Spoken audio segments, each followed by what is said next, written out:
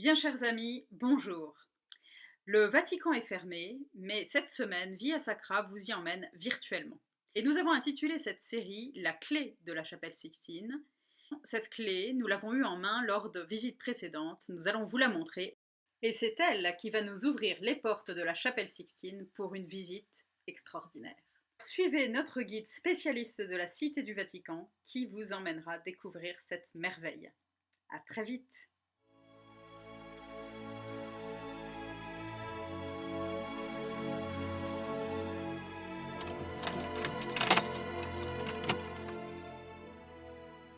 Buongiorno da Roma.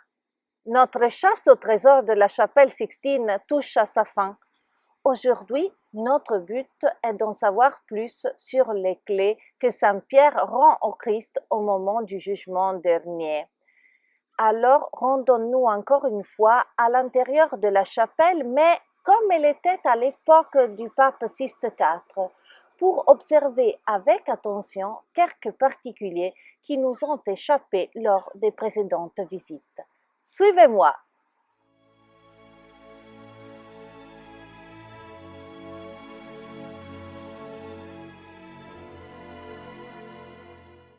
En entrant par la porte centrale, nous aurions vu au centre, exactement sur l'autel, le retable de l'Assomption de la Vierge Marie, peint à fresque par Pietro Vannucci, dit le Perugino. De cette image sacrée, probablement encore cachée sous le mur du jugement dernier, il nous reste un dessin à Vienne d'un peintre de son entourage. Le pape Sixte IV s'y trouvait agenouillé en vénération aux pieds de la Vierge, tandis que Saint Pierre, debout derrière lui, posait avec la main droite ses clés sur l'épaule du pape et la main gauche sur sa tête. Les clés de Saint Pierre figurent encore aujourd'hui sur les armoiries du Saint-Siège et sur le drapeau de l'État de la Cité du Vatican surmonté de la tiare ou trirègne, c'est-à-dire de la couronne papale. À partir du XIVe siècle, on les retrouve également comme éléments incontournables de blason personnel des papes. Voilà par exemple un blason du Sixte IV sur un plafond en bois ou celui du pape François. Souvent, on les appelle clés d'écussée, c'est-à-dire croisées en croix de Saint-André, le frère de Saint-Pierre, ayant été crucifié sur une croix en X. Pourtant, nous n'avons pas encore la solution à la question de ce jour sur le moment où l'apôtre Pierre a reçu les clés d'or et d'argent reliées par un cordon rouge. Eh bien, le pape Sixte IV a voulu que ce moment soit représenté à l'intérieur de sa chapelle, exactement dans le 5e panneau de la paroi avec le cycle des histoires du Christ. C'est encore le Perugino avec ses assistants, le Pinturicchio et Bartolomeo della Gatta parmi d'autres, qui peigna la remise des clés, c'est-à-dire le moment de la transmission de pouvoir du Christ à Pierre, son vicaire. Au premier plan, Jésus-Christ, debout, remet les clés à Saint-Pierre agenouillé, entouré des autres apôtres reconnaissables par les auréoles. L'épisode solennel se lit dans le chapitre 16 de l'Évangile de Saint Matthieu. « Je te donnerai les clés du royaume des cieux. Ce que tu liras sur la terre sera lié dans les cieux, et ce que tu délieras sur la terre sera délié dans les cieux. » Les clés sont de 2 couleurs différentes.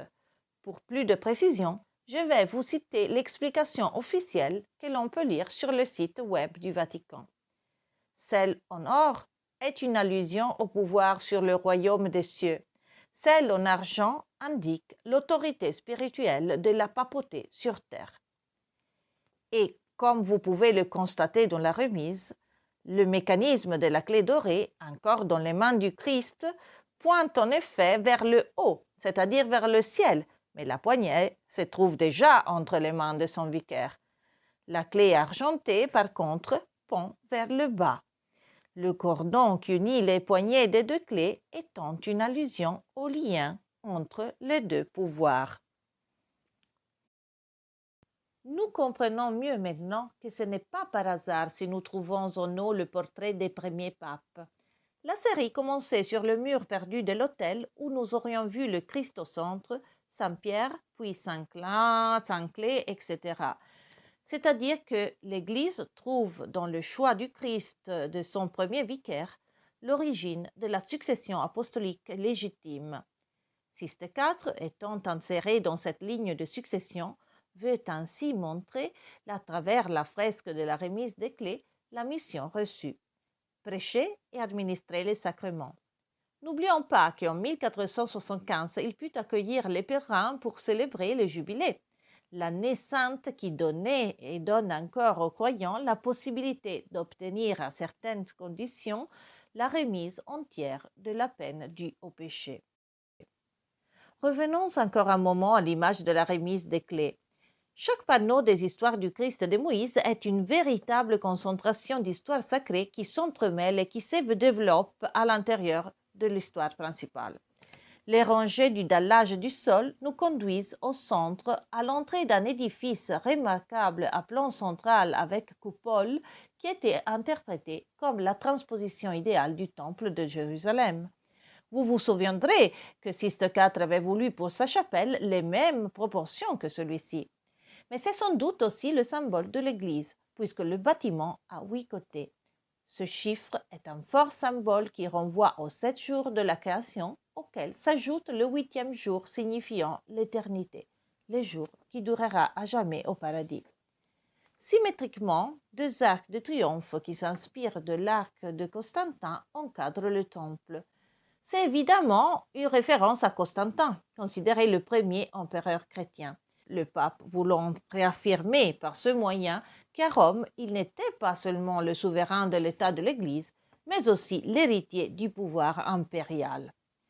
L'éloge à Constantin, que l'on peut lire sur le vrai arc de triomphe à côté du Colisée, ici est transformé dans un éloge au pape Sixte IV pour avoir construit la chapelle.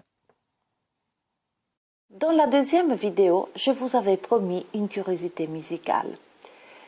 Il y a de nombreuses années, j'ai passé au conservatoire un diplôme de piano et la passion pour la musique s'accompagne encore et toujours à celle pour l'art et l'histoire de la ville de Rome.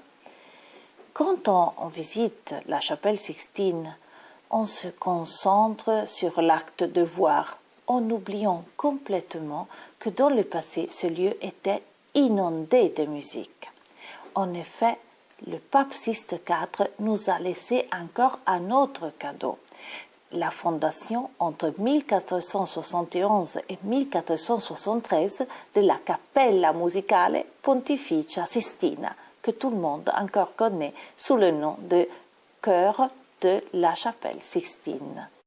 En effet, Sixte IV a seulement réorganisé la Schola Cantorum qui existait à la cour papale depuis le VIe siècle. 24 étaient les membres du chœur, c'est-à-dire 6 pour chacune des 4 parties, des 4 voix, mais les 24 chanteurs très rarement intervenaient tous ensemble aux cérémonies. On le comprend tout de suite en regardant l'espace réduit de la tribune des chantres. Les chanteurs qui ne pouvaient pas être mariés étaient des professionnels qui chantaient sans le soutien de l'orgue.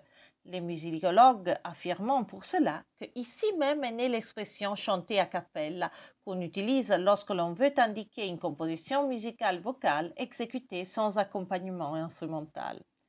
À l'heure actuelle, le chœur comprend une vingtaine de chanteurs adultes pour les voix basses, ainsi qu'une trentaine de jeunes garçons pour les voix aiguës, les puericantores.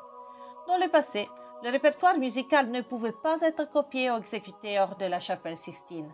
Par conséquent, les visiteurs du Grand Tour du XVIIIe et XIXe siècle faisaient tout pour pouvoir écouter l'exécution du Miserere du compositeur Gregorio Allegri, qui était chanté uniquement dans la chapelle Sixtine le mercredi et le vendredi de la Semaine Sainte. Nous pouvons encore lire les lettres ou les guides du retard de l'époque qui recommandaient de ne pas rater ça et expliquaient comment se procurer des billets chez les ambassades ou les banques. Le poète anglais Shelley se plaignait qu'il n'y avait que 500 places pour plus de 5000 curieux qui voulaient assister aux cérémonies, et lui, il n'avait pas eu de chance. Entre les visiteurs français qui nous ont laissé des descriptions sur la liturgie lente et solennelle, Chateaubriand et le musicien Gounod apprécièrent la musique, tandis que Stendhal parla de bruit et Berlioz trouva que la musique polyphonique de Palestrina était, à son avis, surestimée, mais en quelque sorte parfaite pour l'environnement. L'auteur le plus attentif du Miserere de Allegri a été Mozart. En 1670, Wolfgang Amadeus, alors âgé de 14 ans, après seulement une ou deux écoutes, réussit à retranscrire de mémoire cette psalmodie à 9 voix que le chœur chantait a cappella naturellement.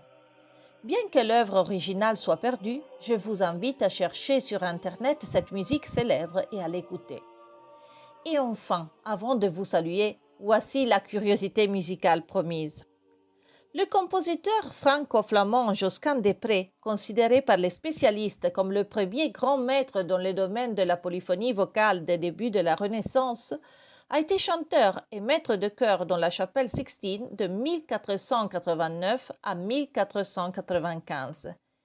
Eh bien, dans la tribune de chantre a été retrouvée il y a quelques années la signature du grand musicien. Au fait, j'allais oublier. Tous les compositeurs, pour transmettre leur musique sur la partition, doivent commencer par choisir une clé. Combien de clés dans cette chapelle? Et voici notre visite achevée. Il est temps de rendre la clé, mais j'espère qu'on vous laissera les clés de la connaissance et de la curiosité pour ce lieu unique qui parle un langage universel. En effet, on a un peu étudié et dévoilé le message et la symbolique de l'histoire de l'humanité qui différents artistes ont peint à l'intérieur de la chapelle, de la création à la chute au salut de l'homme. Alors, maintenant, c'est le temps de nous dire arrivederci, mais avant tout, je veux dire que j'ai eu une grande joie à partager avec vous le fruit de mes connaissances et l'amour que je porte vers la ville de Rome et son histoire. Un grand merci à Marie Perrin et à l'agence Via Sacra qui, en ce temps difficile, ont rendu possible ces visites avec beaucoup de générosité. Et alors, arrivederci da Ludovica. Sur cette dernière note musicale de la chapelle Sixtine, nous vous avons en quelque sorte donné le la.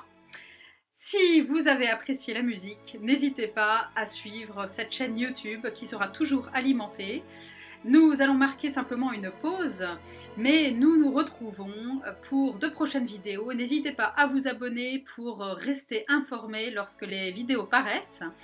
Et soutenez nos guides qui vous consacrent beaucoup de temps, qui partagent leur passion de l'Italie. N'hésitez pas, suivez-nous et soutenez-nous. Un grand merci et à très bientôt.